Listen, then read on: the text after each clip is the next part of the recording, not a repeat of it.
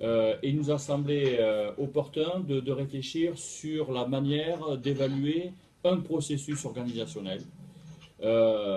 D'autant plus que la plupart des systèmes de management que nous rencontrons sont structurés par rapport au processus. Donc la question se pose à un moment donné sur j'ai un processus qui peut être stratégique, critique, et où en est ce processus? Est-ce qu'il y a matière comment dire, à le perfectionner? Est-ce qu'il contribue à la performance globale de l'organisme? Et ceci suppose, je dirais, de s'entendre sur une démarche d'évaluation. Excusez-moi parce qu'il y a un peu de bruit dans la salle. Vous m'entendez bien, Paris, Lyon, c'est clair? Voilà. Donc, par rapport à ça, voilà, très bien. Donc, avant de vous présenter la méthodologie d'évaluation d'un modèle de référence que nous avons conçu, euh, c'est vraiment ennuyeux voilà. Excusez-nous. Voilà, nous avons identifié cinq excellentes raisons pour évaluer un processus. Alors, la première qui apparaît, c'est en fait permettre aux entreprises de concentrer un effort d'amélioration, un effort de progrès sur un processus critique et de déterminer sur ce processus critique quelles sont les améliorations essentielles qui sont à développer. Alors, ça, c'est une question récurrente que l'on a à faire face. La deuxième excellente raison, c'est de permettre à une entreprise, un organisme, de bénéficier d'un regard externe et expert, bien sûr, sur l'approche processus. Parfois, lorsqu'on est à l'intérieur d'un système, on n'a pas forcément le recul et la pertinence et la criticité nécessaires pour pouvoir apprécier, je dirais, le fonctionnement d'un processus et bien sûr distinguer des pistes de progrès. La troisième, elle nous apparaît assez intéressante et même vitale, je pense, c'est de permettre, à travers l'évaluation de processus, de permettre le benchmark de processus, car pas mal d'organismes se posent des questions sur, je dirais, le positionnement de processus comparé à d'autres processus de même nature, de même type. Comment peut-on se comparer et de la comparaison naît le progrès, bien sûr. Donc ça s'applique par exemple à des benchmarks des processus achat, processus développement, production, SAV et bien sûr dans le domaine du service, les processus front office ou back office. Voilà, c'est de permettre ce benchmark qui nous semble intéressant à travers l'évaluation. Également, bien sûr, élever le niveau de performance d'un processus et de viser l'excellence. Sachez qu'au niveau AFNOR, on est très mobilisé sur les démarches d'excellence, puisqu'on représente le modèle européen, le FQM. Et dans le modèle FQM, au cœur de ce modèle-là, le critère 5 qui est central, est basé sur je dirais, la démarche processus, hein, qui sont du fonctionnement, et donc de viser l'excellence à travers l'évaluation. Et puis également, il faut penser aux pilotes de processus et qui parfois sont nommés pilotes qui ont besoin d'intégrer la démarche, ont besoin de s'appuyer sur des repères. Donc l'évaluation aussi de processus doit pouvoir les aider, les sensibiliser et également valoriser, je dirais, un bon pilotage. Hein, ça mérite reconnaissance et respect. Et à ce titre-là, voilà, nous avons identifié cinq bonnes raisons. Il peut y en avoir d'autres. On est demandeur si vous en trouvez d'autres. Hein, on est preneur. Hein, mais ça nous semble les raisons essentielles. Voilà. Donc, nos travaux, effectivement, d'abord ont été orientés sur quel modèle, comment définir une grille d'évaluation et qui doit s'appuyer sur un modèle. Alors, le modèle, je vais vous le présenter. Donc, on appelait ça référentiel. Bon, le sigle, c'est repos, mais c'est loin d'être de tout repos, je vous assure. Voilà, donc le modèle qui a été défini, conçu par l'équipe d'experts, repose sur un ensemble de critères, il y en a 10 exactement, 10 critères, qui sont à explorer les uns après les autres pour évaluer effectivement le niveau d'excellence du processus. Alors je vais vous les citer rapidement. Donc le premier critère qui nous semble indispensable dans le fonctionnement d'un processus, c'est l'alignement stratégique. Un processus dans deux sens. Pardon. Excusez-moi, est-ce que Paris, vous pouvez vous mettre sur mute également? Ça fait beaucoup de Paris et bruit de Lyon. fond. Paris et Lyon. Enfin, je pense que Lyon, vous êtes sur mute, mais peut-être pas Paris. On est sur mute, oui, effectivement, à Lyon. Merci. Et Paris, parce que c'est vrai qu'il y a beaucoup de bruit de fond. Merci beaucoup. Ok. Donc je reprends. Donc le premier critère, l'alignement stratégique, qui nous semble déterminant. Donc il faut apprécier la façon dont l'alignement stratégique est établi dans un processus. C'est une part importante de l'évaluation. Un processus n'a de sens que s'il contribue à un collectif, c'est-à-dire à l'organisme. Le deuxième critère essentiel, c'est comment ce processus est représenté, comment il prend forme pour le comprendre, l'appréhender et, je dirais, et le mettre en œuvre. Le troisième, c'est les ressources. Tout processus mobilise des ressources, bien sûr les 5M, hein, de la méthode, des compétences, un milieu, de la matière et je dis un, qu'importe. Les moyens, bien sûr, des moyens technologiques à prendre en compte et bien sûr l'aspect budgétaire. Le processus consomme des ressources financières, budgétaires. Ça, également, c'est un domaine à évaluer. Quatrième critère essentiel, c'est les risques opportunités. Alors c'est vraiment d'actualité, en particulier avec la révision 2015 de l'ISO 9001 qui met en évidence que le risque opportunité est une dimension importante dans toute démarche. En particulier, d'évaluer la façon dont les risques opportunités sont pris en compte, la robustesse, la résilience du processus.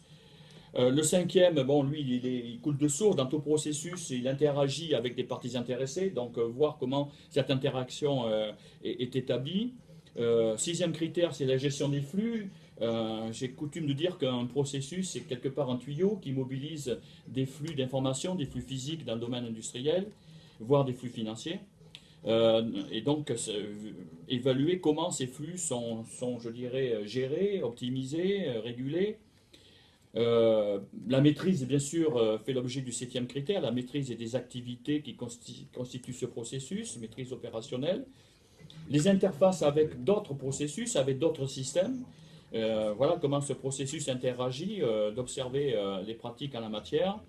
Et enfin, comment l'amélioration, et je dirais, est établie dans le processus, l'innovation, l'agilité, à quoi la compétitivité et je dirais, est établie dans ce processus. Et enfin, tout processus produit des résultats. La performance est la mesure d'un résultat. Donc, quels sont les résultats produits par ce processus?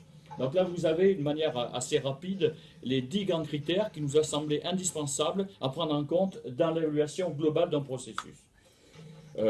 Ensuite, ce que je peux évoquer avec vous, là je vais passer rapidement, c'est que dans chaque critère que je viens d'évoquer, on a recherché quels sont les leviers qui sont à observer, on appelle ça les sous-critères.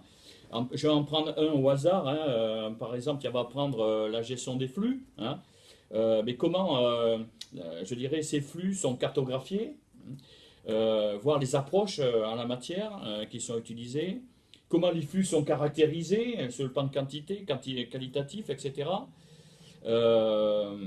Comment ces flux sont analysés, optimisés avec des approches du type théorie des contraintes qui font l'objet de Goulet, comment on optimise ces flux, on les rend plus fluides, plus lissés, et comment la performance des flux est réalisée avec des indicateurs de performance de flux, et bien sûr comment ces flux contribuent à la performance globale, parce qu'un flux de processus, bien sûr, il va irriguer d'autres processus, comment tout ça contribue à la performance globale. Vous voyez, donc on s'est attaché pour ça, chacun des 10 domaines à définir 5 sous-critères d'approche et parfois de résultats pour le critère 10, hein, les résultats opérationnels, clients, personnels, sociétaux, parties intéressées, ce qui nous permet d'avoir une enveloppe globale en termes d'approche et de résultats qui vont être vraiment le ciment de notre évaluation. La deuxième phase de nos travaux, ça a été de voir dans tous ces critères comment ils interagissent, comment ils sont interdépendants entre eux. Donc là, nous avons fait appel à des algorithmes qui sont en fait accessibles, qui sont free. Hein, ça a été Micmac, voilà, Micmac, voilà. Et donc à travers cet algorithme, on a par une approche, je dirais consensuelle au niveau des 8 experts, rechercher les interdépendances. Donc là, je vous expose devant vous la matrice d'interdépendance des critères qui vont permettre d'identifier le niveau d'influence des uns par rapport aux autres et également le niveau de dépendance. Donc ça fait l'objet de votes pondérés, un vote 3, c'est-à-dire qu'il y a des liens très forts, 1 et 2, c'est plus ou moins moyen, zéro, c'est-à-dire qu'il y a des critères qui n'interagissent pas entre eux. Heureusement, nous avons constaté qu'il n'y a quasiment pas de zéro dans notre étude, sinon ça aurait mis en cause tous nos travaux à l'origine. Voilà, donc de cette matrice, nous avons identifié les critères qui sont beaucoup plus influents, beaucoup plus, je dirais, influents indépendants, et nous avons mis à jour qu'il y a parmi ces 10 critères, 3 qui sont beaucoup plus forts hein, en termes de relations. C'est l'alignement stratégique, leadership et pilotage. Ça, c'est, je dirais, à la limite, c'était une évidence, mais elle a été confirmée par la méthode. Et puis, amélioration et résultats ont fait l'objet, je dirais, également de notations très fortes en termes d'influence, de dépendance, d'interdépendance.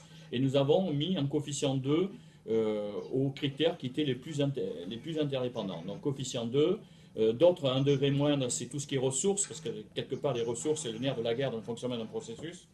Donc, un coefficient de 1,5. Les autres à 1, et puis un peu plus de moins de dépendance, d'indépendance au niveau de la représentation du processus et concernant l'interaction avec les parties intéressées. Là, nous avons été d'accord pour noter un coefficient de 0,5. Tout ça est établi de telle sorte que le total, si tout est idéal, tout est parfait dans chaque critère, au vu des coefficients affectés, on arrive à une cotation de 1000 points au maximum. Alors pourquoi 1000 points? Parce qu'on est en comparaison avec des modèles d'excellence existants. Le FQM en Europe qui est à 1000 points, aux États-Unis le Macomb-Ridge qui est à 1000 points, et le Predeming aussi qui est à 1000 points. Ça permet d'avoir, je dirais, un repère, une échelle identique à ces grands modèles d'excellence connus. D'où, là, je représente à nouveau le référentiel avec, je dirais, le maximum de points qu'on peut observer si les approches sont parfaites et si les résultats sont au plus haut niveau. Donc voilà, vous avez la répartition des points affectés aux critères. Et ainsi, ça va nous permettre de mettre en place, je dirais, l'évaluation. Voilà. Alors l'évaluation, elle, repose sur une méthode de scoring. Bon, il y en a des dizaines et des quinzaines de méthodes de scoring qui existent. Celle que nous avons retenue est inspirée de la démarche PDCA, où on va s'attacher, pour chacun des sous-critères que je vous ai rapidement exposés, on va s'attacher à vérifier pour chaque sous-critère la nature des approches pour voir si elles sont fondées, logiques, intégrées. C'est ce qu'on appelle le plan, ce qui peut faire l'objet de, je dirais, ça note, ça compte un quart des points, 25% des possibilités de scoring. Avoir une belle approche sur le papier, c'est parfait, mais encore faut-il l'utiliser à bon escient et au bon moment, au bon endroit. Donc ça, c'est le déploiement, le do. C'est le déploiement mise en œuvre systématique. Ensuite, c'est est-ce qu'elles produisent l'efficacité recherchée? Est-ce que le déploiement est aussi élaboré tel qu'on le souhaite? Ça, c'est le check. Et puis enfin, c'est l'apprentissage. Un processus, comme une entreprise, est un processus apprenant qui doit s'inspirer de bonnes pratiques, qui doit se remettre en question, d'où l'intérêt du benchmark. Et donc, on va regarder la capacité à s'améliorer en termes d'apprentissage et d'amélioration continue. Et ça fait les 25 derniers points possibles pour chaque approche en lien avec chaque sous-critère. Les résultats, c'est un peu différent. Nous avons un scoring qui va permettre de noter si les résultats sont vraiment liés aux sous-critères recherchés. Si ce sont des résultats qui sont liés aux clients, encore faut-il que les résultats produits soient en lien avec les clients, segmentés tel que ça doit se produire, grand client, petit client, etc. Est-ce que les tendances sont soutenues? Est-ce que les objectifs, les cibles sont atteints? Est-ce qu'elles sont pertinentes? Ça aussi, ça fait partie du scoring. Est-ce que les résultats sont liés à des effets connus, c'est-à-dire c'est le principe de causalité? Si on est capable d'expliquer ça, ça dénote une grande maîtrise du processus. Et enfin, est-ce que les résultats sont comparés par rapport à du passé et par rapport à d'autres processus externes? Voilà, vous voyez, tout ça, c'est un mécanisme qu'au niveau AFNOR, on maîtrise très bien parce que ça, c'est déjà intégré dans d'autres, je dirais, systèmes d'évaluation. Et enfin, donc, là, je vous donne un exemple sur un critère. On va passer au peigne fin un critère en allant rechercher dans un processus les pratiques appliquées au regard des sous-critères en termes de cartographie de flux, Voilà les cinq sous-critères que je vous ai évoqués. Donc, on a déjà un guide d'observation où on cherche à avoir des bonnes pratiques et puis on va noter le scoring que je viens de vous expliquer. Et surtout, ça c'est du quanti, c'est important, c'est le quali, c'est d'observer les bonnes pratiques ou les pratiques qui sont un petit peu perfectibles, de noter ça au fil de l'eau, de telle sorte qu'on puisse avoir, je dirais, une évaluation très riche en observation qui permettra, je dirais, au processus et aux pilotes de prendre en compte ces observations, de rebondir et de mettre en place une feuille de route pour progresser. Voilà. Et pour terminer, bien sûr, prendre de la hauteur dans tout ça, parce que autant c'est analytique, mais il faut que ce soit aussi synthétique. Donc là, je vous donne un exemple de représentation d'une synthèse d'évaluation de processus achat de la société X, qu'importe, hein, où le score total, par exemple, est à 459, donc on voit qu'il y a une marge de progrès. On a le détail du scoring par critère. On confronte chaque scoring critère par rapport au maximum possible. On peut rajouter, là je ne l'ai pas fait, mais on peut rajouter les benchmarks, les best in class, et qui pourraient être des repères, ce qui donne, je dirais, la possibilité aux pilotes et aux acteurs parties prenantes de progresser. Et puis également le quali sous forme de les grands points forts observés, les axes d'amélioration et puis les pratiques repères en termes de benchmark qui sont une valeur ajoutée qui à mon avis est essentielle dans la démarche d'amélioration de processus. Voilà, nous en sommes maintenant quasiment prêts à maintenant mettre en application le dispositif d'évaluation. Là, je vous présente la Dream Team. Hein. Certains dans la salle à Paris vont se reconnaître. Jean-François, j'ai aperçu, Michel, bien sûr, Hugues, je ne sais pas si Hugues est présent, Gérard à Bordeaux, et puis mes collègues AFNOR, Eric Roudex qui est à Nantes, mais je crois que Nantes n'est pas connecté. Patrick Paris, qui est le délégué AFNOR, délégué chargé de l'FQM, et puis Olivier Graffin qui est à Lille. Voilà, donc ça, ce sont le groupe, le team qui a travaillé sur le sujet, qui maintenant va se retrousser les manches pour évaluer les premiers processus en tant que pilote pour tester le dispositif.